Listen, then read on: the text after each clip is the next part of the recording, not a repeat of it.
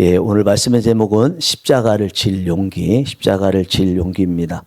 이번 특별 새벽 기도회를 통해서 여러 가지 용기에 대한 말씀을 전하고 있는데 용기가 주어지는 은혜의 시간이 되기 원합니다. 어제까지도 4일 보내면서 두 번이 용기로 삼기 어려운 내용을 용기로 삼자고 제목을 정하고 말씀을 전했었는데 특별히 하이라이트로 오늘은 또 용기를 삼지 않아야 될 것 같은 십자가를 질 용기라는 제목으로 오늘 말씀을 전하게 됐습니다.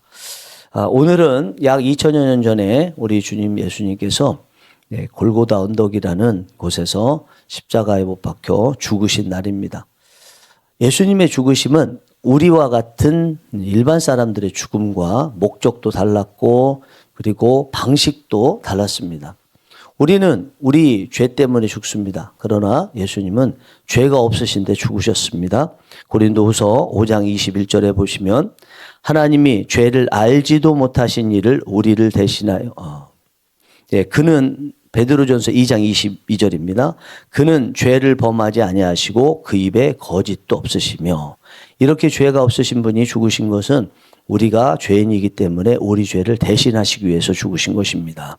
고린도후서 5장 21절에 하나님이 죄를 알지도 못하신 이를 우리를 대신하여 죄로 삼으신 것은 우리로 하여금 그 안에서 하나님의 의가 되게 하려 하심이라.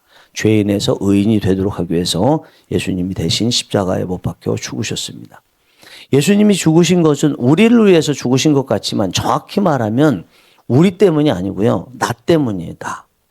나 한 사람 때문입니다. 사도행전 2장 36절에 그런즉 이스라엘 온 집은 확실히 알지니 너희가 십자가에 못 박은 이 예수를 하나님이 주와 그리스도가 되게 하셨느니라 하니라. 이것은 성령이 임재하시고 난 다음 즉 예수님께서 승천하신 지 10일 됐을 때 베드로가 거기 있는 사람들에게 유대인들에게 말한 것입니다. 너희들이 예수님을 십자가에 못 박아 죽게 하지 않았느냐라고 하는 거예요. 여기 보면 베드로 자신은 빼고 있죠. 이것은 실제로 예수님께서 십자가에 못 박히시기 전에 예수님을 십자가에 못 박으라고 했던 이스라엘 사람들을 말하는 거죠. 그러나 그 이스라엘 사람들 단체가 아니라 예수님을 십자가에 못 박으라고 말했던 각각 개인을 다 말하는 거죠. 베드로는 제외가 됐습니다. 그렇지만 사실은 베드로도 포함이 돼야 되죠. 왜냐하면 모든 사람이 다 죄인이지 않습니까? 예, 로마서 4장 25절에 예수는 우리가 범죄한 것 때문에 내줌이 되고 또한 우리를 의롭다 하시기 위하여 살아났느니라. 이 우리 안에 베드로도 포함되죠. 로마서 3장 23절 모든 사람이 죄를 범하였음에 하나님의 영광에 이르지 못하더니 모든 사람이니까 베드로도 포함되고 인류 모두도 포함되고 그리고 저도 포함되고 여러분 각자도 다 포함되는 것입니다. 예수님께서 십자가에 못 박히신 것은 누군가가 한 것 같은데 내가 한 겁니다. 여러분들이 직접 망치를 들고 못 들고 예수님의 양손에 양손을 십자가에 못 박으신 겁니다. 여러분들께서 또 제가 각자 망치를 들고 예수님의 발목을 십자가에 못 박은 것입니다. 그렇기 때문에 이 세상에 의인은 아무도 없습니다. 아무도 의인이 아닙니다. 한 명도 없습니다. 로마서 3장 10절에 기록된 바 의인은 없나니 하나도 없으며 의인이 아무도 없는데 누가 의인인 것처럼 누구는 죄인인 것처럼 정죄할 수가 있습니까? 나는 의인이고 너는 죄인이니까 내가 너를 정죄하노라 말할 수 있는 사람이 아무도 없겠지요. 그래서 누구든지 다른 사람을 향해서 돌로 칠 만한 의인은 없습니다. 요한복음 8장 7절에 이에 일어나 이르시되 너희 중에 죄 없는 자가 먼저 돌로 치라 하시고 우리는 다 죄덩어리입니다. 우리가 죄 안 지을 수 있는 순간 하나도 없습니다. 결국 사람은 모두 다 죄인이고 늘 죄를 짓는데 차이가 있다고 한다면 드러나는 죄를 짓고 있느냐 보이지 않게 죄를 짓고 있느냐 죄를 많이 짓고 있느냐 적게 짓고 있느냐 차이지 모두 다 죄인이고 늘 죄를 지며 우리는 살아갑니다. 이렇게 죄라는 것이요, 하나님이신 예수님을 십자가에 못 박을 만큼 무서운 거예요. 그리고 무거운 거예요. 무거운 거. 이 죄 지으면 움직일 수 없을 만큼 무거운 것입니다. 나 하나의 죄 때문에 하나님이신 예수님이 십자가에 못 박혀 죽으셨는데, 그것은 내가 직접 하지는 않은 것 같지만 사실은 직접 한 거나 똑같은 것입니다. 하나님의 아들이신 예수님을 우리가 십자가에 못 박은 것은 죄가 그렇게 무섭고 무거운 것이기 때문인데, 이게 그만큼 무섭고 무겁다는 것은 우리가 죄를 지었을 때, 죄인일 때 당하는 죄의 무게도 그만큼 무겁다는 거죠. 그 죄의 무게가 뭐겠습니까? 로마서 6장 23절에 죄의 삭은 사망이요, 죄를 지으면 그에 따른 대가를 치르게 되는데 품삯을 받는 것처럼 사망, 여기서 사망은 지옥을 말하는 것입니다. 지옥은요, 영원히 고통받는 곳입니다. 어떻게 해서라도 가지 말아야 되는 곳입니다. 혹시 지옥에 가야 될 그런 이유가 되는 마음이 생기면 버려야 돼요. 지옥에 갈 만한 행동을 하면 하지 말아야 돼요. 내가 지옥에 가도록 영향을 미치는 사람이 가까이 있다고 느껴지면 그 사람들하고 멀리할 수 있어야 됩니다. 그리고 주님은 이렇게까지 말씀하셨습니다. 마가복음 9장 43절에서 49절까지입니다. 만일 네 손이 너를 범죄하게 하거든 찍어버리라. 만일 네 발이 너를 범죄하게 하거든 찍어버리라. 만일 네 눈이 너를 범죄하게 하거든 빼어버리라. 한 눈으로 하나님의 나라 천국에 들어가는 것이 두 눈을 가지고 지옥에 던져지는 것보다 나으니라. 거기에서는 구더기도 죽지 않고 불도 꺼지지 아니하느니라. 사람마다 불로써 소금치듯함을 받으리라. 듣기에 무섭죠? 이 새벽에 나와서 듣기에 부담스럽죠? 그러나 직접 지옥에 가면 더 무섭습니다. 영원히 고통받으며 살아야 되는데 그 고통받는 것에 가장 중심에 뜨거운 것이 있습니다. 그래서 지옥을 지옥불이라고 그러죠. 불과 유황으로 타는 불못이라고 말을 합니다. 그곳에서는 구더기도 죽지 않고 영원히 우리를 고통스럽게 합니다. 그래서 우리는 지옥에 가지 않아야 됩니다. 어떤 이유로도 지옥에는 가지 말아야 됩니다. 지옥보다 무서운 것은 없습니다. 지옥에 보내시는 하나님보다 무서운 분은 없습니다. 마태복음 10장 28절에 몸은 죽여도 영혼은 능히 죽이지 못하는 자들을 두려워하지 말고 오직 몸과 영혼을 능히 지옥에 멸하실 수 있는 일을 두려워하라. 아무리 이 세상이 우리를 죽이려고 할 만큼 두렵다 할지라도 그들은 영혼까지 지옥에 멸하지는 못한다는 거죠. 지옥에서 영원히 고통받도록 하실 수 있는 분은 유일하게 하나님밖에 없기 때문에 진짜 두려워할 분은 하나님이시다라는 것입니다.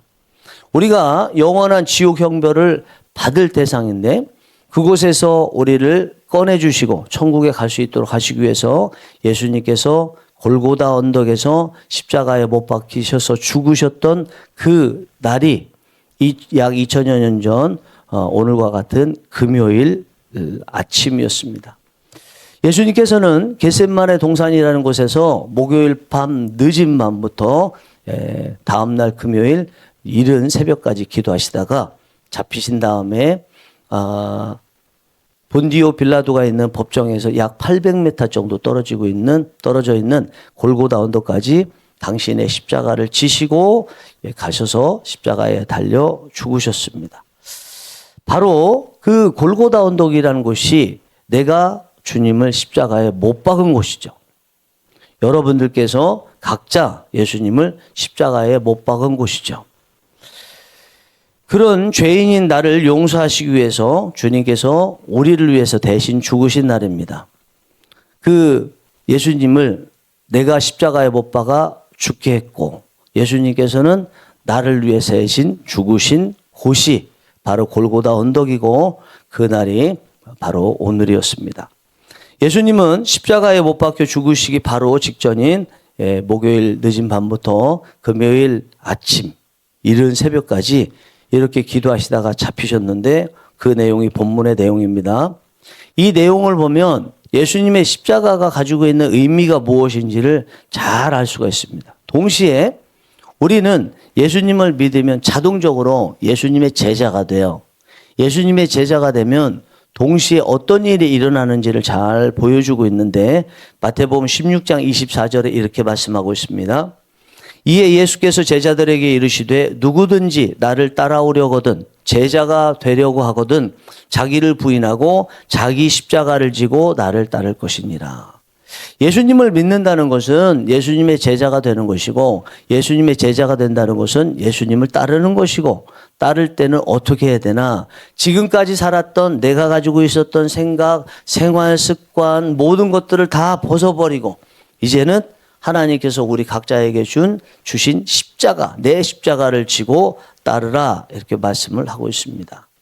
그게 무엇인지 본문에서 우리가 잘 보면 내가 진 십자가가 무엇이고 이 십자가를 어떻게 지고 가야 되는지를 잘 알 수가 있습니다. 그리고 이 십자가를 지고 가기 위해서 용기를 내야 되겠다는 분명한 마음을 가질 수가 있습니다. 예수님께서 십자가에 지시기 전에 겟세마네 동산이라는 곳에서 십자가 지시기 직전에 십자가를 지시게 되면 어떤 고통이 있으실 것인지를 생각하시면서 기도하셨던 것이 오늘 본문의 내용입니다.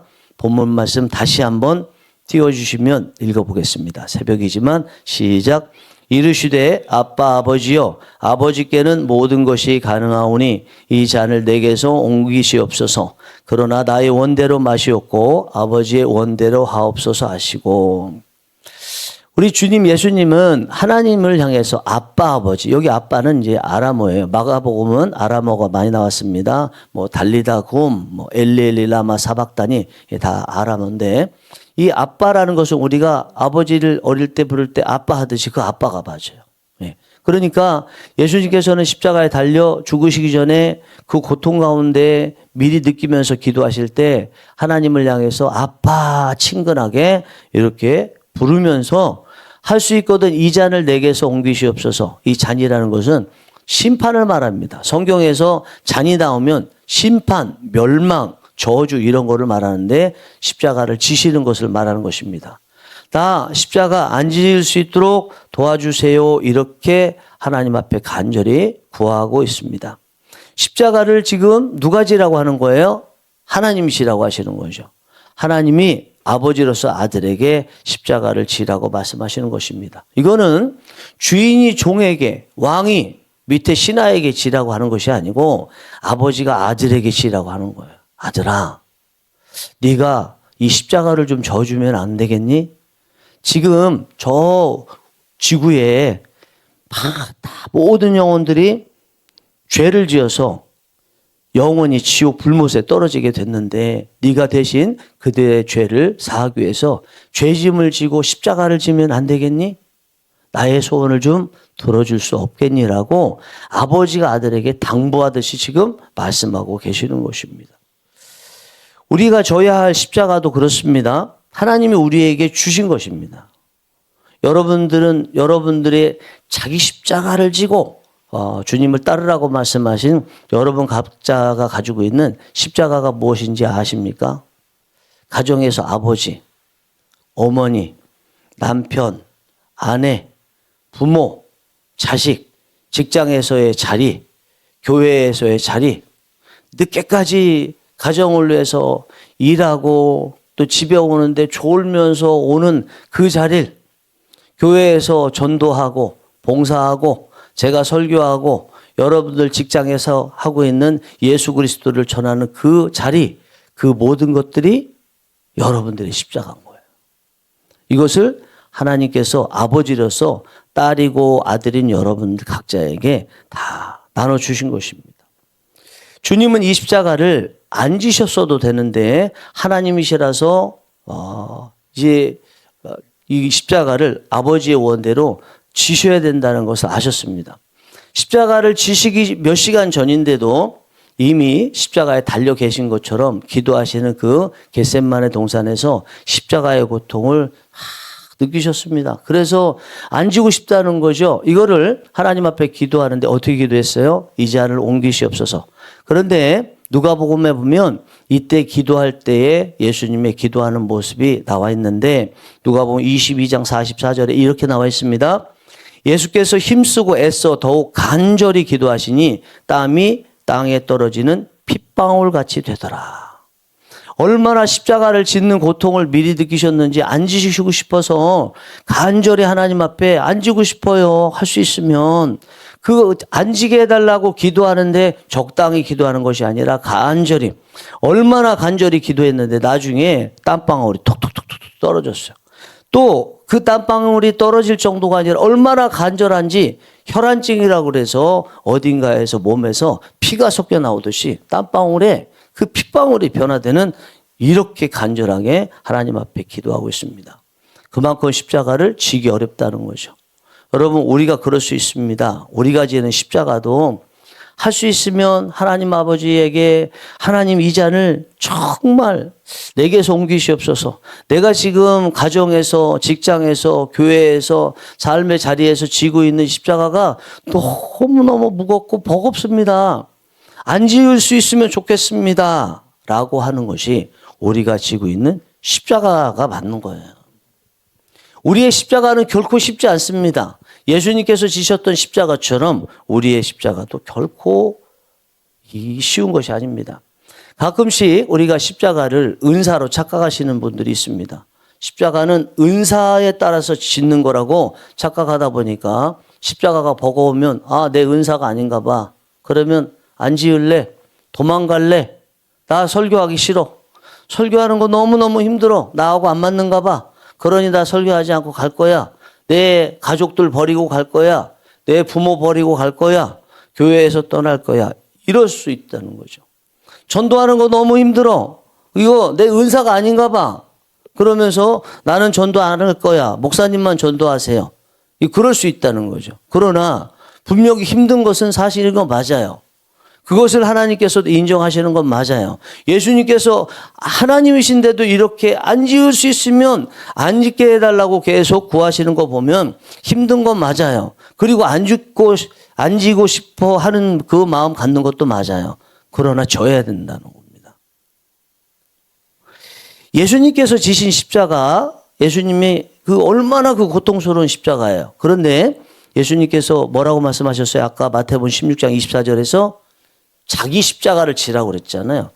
우리가 보기에 비교해보면 예수님이 지신 십자가가 우리가 가정과 직장과 그리고 교회와 우리가 처해 있는 자리에서 지는 십자가가 훨씬 더 무겁고 힘들 것 같지만 우리 각자는 예수님이 지신 십자가와 똑같이 느끼는 무게감이 있는 거예요. 겉으로 보기에는 십자가가 달라 보이지만 내 십자가나 예수님의 십자가는 똑같아요. 예수님 입장에서는 예수님이 지신 십자가가 예수님 내 십자가예요. 당신이 말할 때는 내 십자가, 나는 내 십자가, 여러분은 여러분 십자가. 예수님의 십자가나 우리가 지는 십자가는 똑같이 힘든 거예요. 똑같이 벗어버리고 싶고 똑같이 도망가고 싶고 맞습니다. 그렇지만 인정하지만 그렇다고 해서 안 지을 수 없다는 거죠. 주님이 하나님의 종도 아니고 하나님의 자녀인데도 이렇게 강제로 지라고 한 것도 아닌데 자발적으로 이 십자가를 지셨습니다. 그 이유가 뭘까요? 그리고 그 십자가를 짐으로써 결과적으로 얻어지는 유익은 무엇일까요? 히브리서 12장 2절에 보면 이렇게 말씀합니다. 예수는 그 앞에 있는 기쁨을 위하여 십자가를 참으사 부끄러움을 개의치 아니하시더니 하나님 보좌 우편에 앉으셨느니라. 그 십자가 고통스러운데도 강제가 아니고 자발적으로 지는데도 자발적으로 십자가를 지셨다는 겁니다. 왜냐하면 그 앞에 있는 거, 그 앞에 있는 게 뭐냐면 우리의 구원이라는 보상이 주어지기 때문에 그 고통을 참고 십자가를 지셨다는 것입니다. 하나님께서 우리에게 그렇게 고통스러울 수 있는 십자가를 지라고 하신 것은 그렇게 할 때 누군가 예수님이 십자가를 지셔서 우리가 구원받는 것처럼 우리의 십자가로 인해서 누군가도 구원받을 수 있기 때문이죠.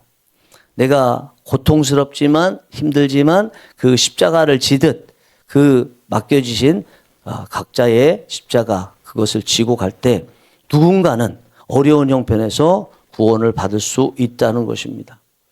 만약에 주인이 종에게 준 십자가라면 그 십자가를 졌을 때 보상을 받겠죠. 상을 받겠죠. 그러나 아버지가 아들에게 준 이 십자가를 졌을 때 아들에게 일반적으로 상 얼마 주고 끝나는 게 아니죠. 아버지니까 아버지가 아들에게 뭘 주겠습니까? 그냥 아버지가 가지고 있는 모든 걸 주는 거예요. 뭘 줘요? 아버지가 가지고 있는 나라 자체를 유업으로 주시는 것입니다. 로마서 8장 17절에 이렇게 말씀합니다. 자녀이면 또한 상속자 곧 하나님의 상속자요 그리스도와 함께한 상속자니 우리가 그와 함께 영광을 받기 위하여 고난도 함께 받아야 할 것이니라. 하나님의 자녀로서 우리가 맡겨주신 십자가를 지게 되면 이 땅을 살아가면서 십자가라는 고난도 받지만 그러나 마지막에 보상으로 얼마 돈 주고 끝나는 것이 아니라 하나님 나라 자체를 상속을 받는다 말씀하고 있습니다. 그렇기 때문에 여러분 십자가는요 어떻게 해야 될까요? 벗어버려야 될 것일까요? 아니면 더 지으려고 해야 될 것일 건가요?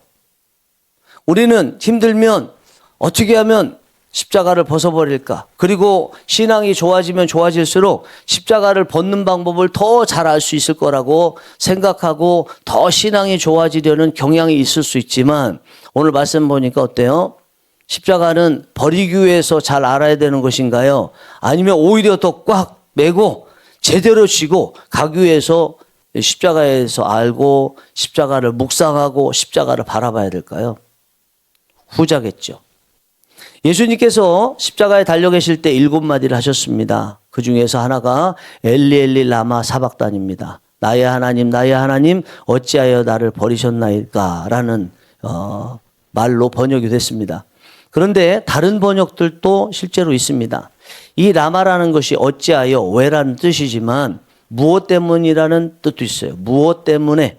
사박단이라는 것은 버리셨다 뜻이지만 남겨놓다는 뜻도 있습니다. 그러면 이 번역 따라서 엘리 라마 사박단이를 번역하면 나의 하나님 무엇 때문에 나를 여기 십자가에 남겨놓으셨습니까? 이 말씀 하실 때가 운명하시기 직전이에요. 6시간 동안 십자가에 달리셨는데 그 6시간 다 끝나서 죽으시기 바로 직전에 예수님께서 하셨던 것이 엘리 라마 사박단이 나의 하나님 무엇 때문에 나를 여기에 남겨두셨습니까? 라고 질문하시듯이 외치고 계십니다. 그러면 6시간 동안이나 계셨기 때문에 이제 운명하시기 직전에 예수님께서 깨달아서 하신 말씀이라고 볼 수 있습니다. 아버지, 나를 여기 십자가에 6시간 동안이나 남겨놓으신 것은 내가 십자가에 못 박혀 죽음으로 인해서 저 사람들이 내가 지금 같이 지내고 그들을 이해하고 했던 저 사람들이 구원받기 때문에 나를 여기에 남겨두신 거군요. 감사합니다. 내가 이 십자가 죽을 때까지 끝까지 내가 감당하겠습니다. 이런 의미가 저는 있다고 생각합니다. 예수님께서 십자가에서 끝까지 달려 계신 것은요, 십자가를 더 잘 지시기 위해서 그렇게 해야만이 인류가 구원받기 때문에 십자가에 끝까지 달려 계신 것입니다. 십자가라는 것은 최종적으로 버릴 것이 아니다. 오히려 십자가를 단단히 매라고 주님께서 주신 이 사명을 감당할 것이다. 가정에서든 직장에서든 나름대로 자리에 있는데 그 자리에서요 하나님께서 주신 그 십자가를 우리가 질 때의 마음가짐이 이래야 된다는 거죠. 사랑하는 여러분, 여러분들은 십자가를 어떻게 생각하고 지금까지 사셨습니까? 하나님께서 여러분들에게 주신 십자가가 무엇인지를 알고 계셨습니까?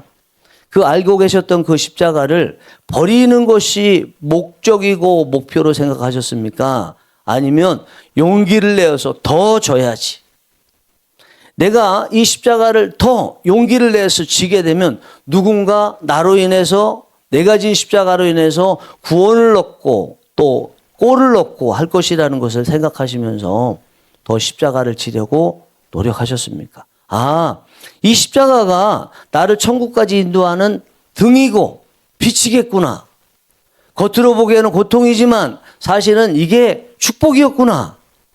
이 십자가를 치는 것 정말 고통스럽지만 이 십자가를 졌더니 나를 축복으로 인도하고 끝까지 예수 그리스도를 믿고 예수님의 제자로 살도록 하셨던 진짜 복이었구나.